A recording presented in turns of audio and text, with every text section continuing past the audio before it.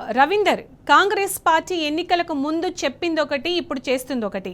ముఖ్యంగా ఇచ్చిన హామీలు నెరవేర్చకుండా ఎన్నికల తర్వాత దాటవేత ధోరణి అవలంబిస్తూ ప్రజలను, ముఖ్యంగా బీసీలను మభ్యపెట్టే ప్రయత్నం చేస్తోంది. ఇప్పుడు చూసినట్లయితే ఓట్ల కోసం ఇదంతా చేస్తుంది అని అనుకోవచ్చా?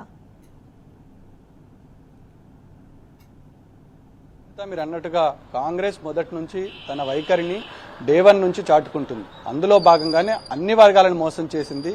ఇప్పుడు బీసీల వంతైంది. చెప్పినట్టుగానే అనేక హామీలను గుప్పించి ప్రజలను ఏమార్చి భూతద్దంలో చూయించి రేపు పొద్దుగల్లా పార్టీ ఏర్పడిన తర్వాత మీ పరిస్థితులు మారిపోతాయి, సామాజికంగా ఆర్థికంగా బలోపేతం అవుతారు, మా ప్రభుత్వం రాగానే 100 రోజుల్లో అనేక పథకాలను ఇంప్లిమెంట్ చేస్తామని చెప్పారు.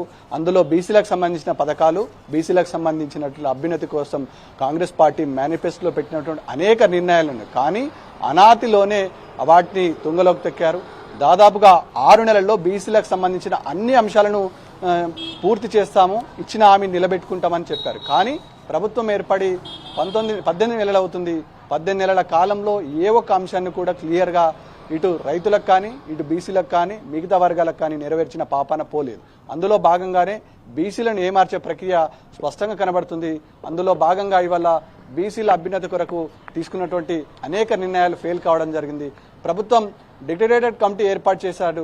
ఈ డెడికేటెడ్ కమిటీ యొక్క ముఖ్య ఉద్దేశం ఏంది? ఇది ప్రభుత్వానికి సంబంధించిన అంశమా, లేకపోతే పార్టీ పరంగా తీసుకున్న నిర్ణయం అనే అంశం పట్ల ఈ డెడికేటెడ్ కమిటీకి సంబంధించిన పూర్తి నివేదిక పబ్లిక్ డొమినేట్లో పెట్టాల్సింది ఉంటుంది. కానీ కేంద్రం దాన్ని ఆమోదం తెలిపినటువంటి క్యాబినెట్ దానికి అనుకూలంగానే నిర్ణయం తీసుకున్నట్లుగా స్పష్టంగా తెలిపింది. ముఖ్యంగా ఏం తీసుకున్నది అనే అంశం పైన క్లారిటీ లేకుండా అయింది. ఏ అంశం పైన నిర్ణయం తీసుకున్న అంశం పట్ల క్లారిటీ లేదు. ఈ నేపథ్యంలో అనేక నిర్ణయాలు తీసుకున్నట్టు చెప్తున్నటువంటి ప్రభుత్వం బీసీలకు సంబంధించినటువంటి ప్రధాన అంశాల పట్ల ఎందుకు చిత్తశుద్ధి లేకుండా వివరించిందన్న పట్ల ముఖ్యంగా ప్రజల్లో అదేవిధంగా బీసీ వర్గాల్లో ఒక అసంతృప్తి అయితే స్పష్టంగా కనబడుతుంది. ముఖ్యంగా ఈ డెడికేటెడ్ కమిటీ నిర్ణయాలు బీసీ కమిషన్ చైర్మన్ ఇద్దరు ఒకటి కావడం వల్ల అది చట్టబద్ధత కాదన్న విషయం క్లియర్గా ఉంటుంది. చట్టబద్ధత కాలేని అంశం డెడికేటెడ్ కమిటీ ఇచ్చిన నివేదిక ఏంది అనే విషయం పట్ల ఒక సంశయం ఉంది. అందులో ముఖ్యంగా డెడికేటెడ్ కమిటీ ఇచ్చినటువంటి ఏదైతే అంశాలు ఉన్నాయో పూర్తిగా ఏ బేస్ చేసుకొని ఇచ్చింది, అది చట్టబద్ధతనా అవునా కాదా అనే విషయం పైన క్లారిటీ లేవాల్సి ఉంటుంది. ముఖ్యంగా బీసీ వర్గాల అభ్యున్నతి కొరకు పాటుపడతామని చెప్తున్నటువంటి నాయకులు కాంగ్రెస్ పార్టీ సారథ్యంలో మహేష్ కుమార్ గౌడ్ ఒక గౌడ సామాజిక వర్గానికి చెందిన వ్యక్తి. అందులో భాగంగానే ఇవాళ బీసీలకు, గౌడ సామాజిక వర్గానికి తో పాటు మిగతా బీసీ వర్గాలకు ఏం చేశారనే క్వశ్చన్లు ఉమ్మడి నిజామాబాద్ జిల్లా వ్యాప్తంగా లేవనెత్తున్న సందర్భం స్పష్టంగా కనబడుతుంది. బీసీల అభ్యున్నతి కొరకు కేవలం ఓటు బ్యాంక్ రాజకీయాలకు తప్ప ముఖ్యంగా ప్రభుత్వంలో ఉన్నటువంటి పొన్నం ప్రభాకర్ కానీ, మహేష్ కుమార్ గౌడ్ కానీ, ఇతర బీసీ నాయకులు ఇప్పటికీ ఈ విషయం పట్ల ఒక క్లారిటీ కానీ ఒక స్పష్టత ఇచ్చే పరిస్థితి లేదు. ముఖ్యంగా ప్రభుత్వంలోనే ఒక గందరగోళమైన పరిస్థితి తయారైంది. ప్రభుత్వం ఏ సంకల్పంతోనైతే నిర్ణయం తీసుకుందామని చెప్తున్నదో ఆ సంకల్పం పూర్తి స్థాయిలో నెరవేరే అంశం కాదనే విషయం అటు కాంగ్రెస్ నేతలకు తెలుసు, ఇటున్నటువంటి కాంగ్రెస్ పెద్దలతో పాటు ప్రభుత్వంలో కొనసాగుతున్న నేతలకు కూడా తెలుసు. అందులో భాగంగానే ఇవాళ కాలయాపన చేసి బీసీలను ఏమార్చే ప్రక్రియకు పురుడు పోసుకున్నారు తప్ప పూర్తి స్థాయిలో ఇంప్లిమెంట్ చేసి రాజ్యాంగబద్ధంగా ఆర్డినెన్స్కు బదులుగా చట్టబద్ధత తెచ్చే అంశం కాదన్న విషయం ప్రభుత్వానికి తెలుసు. కాబట్టి వాళ్ళ అనేక రూపాల్లో డ్రామాలాడే పరిస్థితికి ఉంటుంది.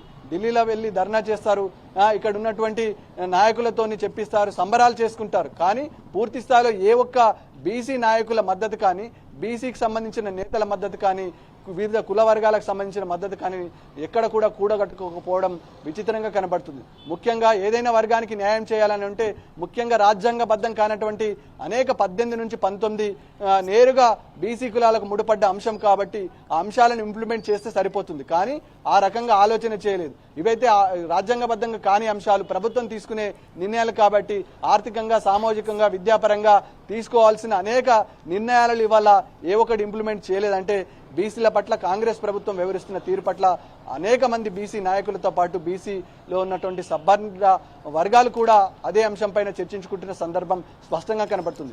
కేవలం కోర్టు మొట్టుకాయలు వేస్తే తప్ప బీసీల ఫైలు కదిలే పరిస్థితి లేదు, బీసీల అంశాలను లేవనెత్తే పరిస్థితి ఉండదు. ఇవాళ కోర్టు డైరెక్షన్లోనే ప్రభుత్వం నడుస్తుందంటే పరిస్థితి ఎంతగా దిగజారిపోయిందో అర్థం చేసుకోవచ్చు. ముఖ్యంగా అనేక అంశాలపైన ఇవాళ నేరుగా కోర్టు మొట్టికాయలు వేసినా ప్రభుత్వం వ్యవహారంలో ఏమాత్రం మార్పు లేదు.